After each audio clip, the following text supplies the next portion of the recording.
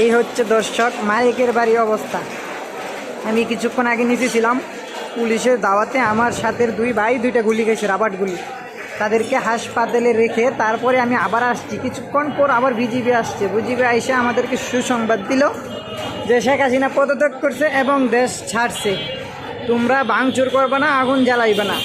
কিন্তু গাজীপুর সিটি মেয়রের ছেলে জাহাঙ্গীরের বাড়িতে আগুন দেওয়া হয়েছে এবং রাস্তায় টায়ার পোড়ানো হয়েছে, আর মানুষের লাখো জনতা সেখানে ভিড় করছে। দেখেন আপনারা, অভাব নাই মানুষের।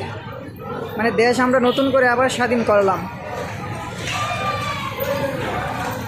সবাই বিজয়ের ধ্বনি বাজান, বিজয় মিছিল করান, মিষ্টি খাওয়ান, শেখ হাসিনার ফাঁসি চান।